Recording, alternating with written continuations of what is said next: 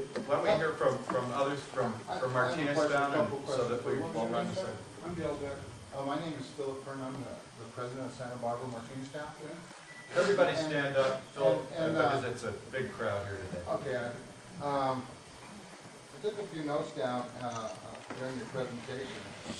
And Lomas, what you're saying about Lomas might be true, but let me tell you, the design of the highway has really affected the traffic on Martineztown. You might have to work with the highway department on that, because I think in the original design, the wall was supposed to go across Mountain. I don't know. What I'm hearing is that the design was not to include Mountain Road as an exit. And then when you do exit the freeway, it says Lomas exit. It doesn't say Mountain Road exit. You know, this is supposed to be a road that's connected to Lomas. Mountain Road shouldn't even be included in that. Like Loretta said, and a few other people have said, we've had numerous accidents there. We feel that the accidents are going to increase with this. You know, so we really are against Tucker connecting to Mountain Road. Now, right in and right out might help. We don't know, but the thing is, we don't want to be. Our neighborhood's tired of being pushed around, and we want to work with you guys, but we want you also to work with us.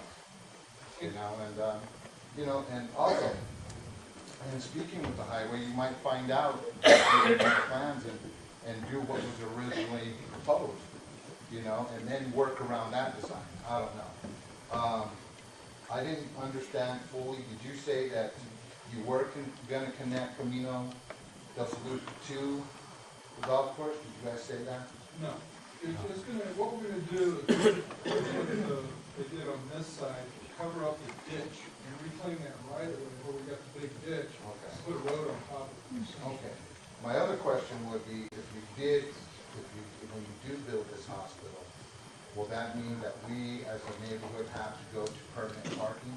Because if you do look at the other hospitals, the neighborhoods around other hospitals, the parking gets ridiculous because people are starting to look for different places to park to get to the hospital, as opposed to where you have your parking designated. So those are some of the issues I wanted to bring up. Those are good issues, and the good thing I think, with respect to this, you've got a good buffer here with the streets and the commercial development with Sandia Foundation did on this side, Albuquerque High, the Career Enrichment Center. I don't believe, but you know, people do crazy things, right? Particularly if they're going to avoid trying to pay something. We're worried about our kids out there.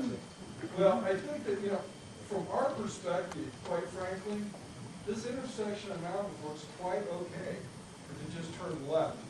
We don't have to go straight onto Mountain to make it work for us.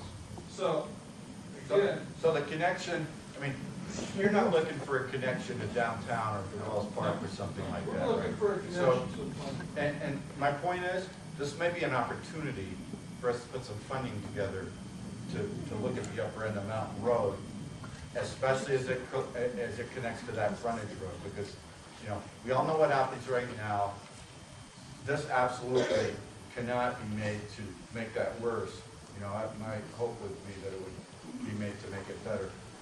So Sarah explained that each of these neighborhood associations wants to make a presentation of their own. Do you want the design team and the university to have a response after each of those, or how do we?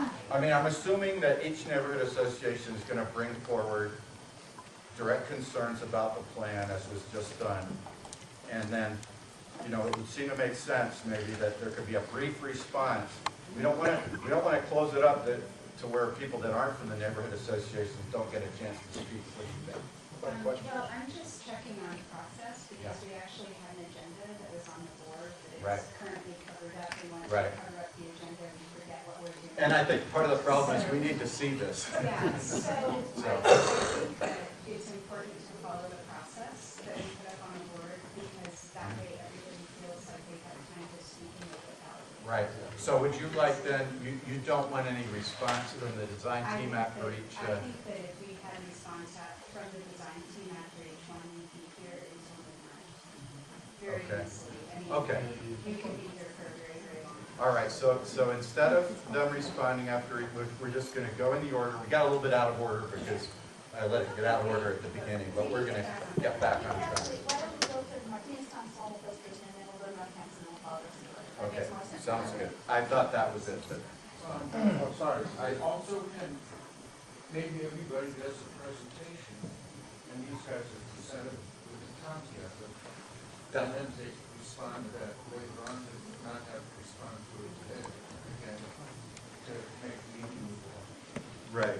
And, you know, I mean, just as an example though, I just noted that you know, one of the questions was, and this is new, the last time we looked at this, they were connecting this. All right, so things have changed. I just want to be sure that people aren't responding to a plan that's already, I mean, it's evolving, it's not set, and they're working on it, and they're trying to respond to things.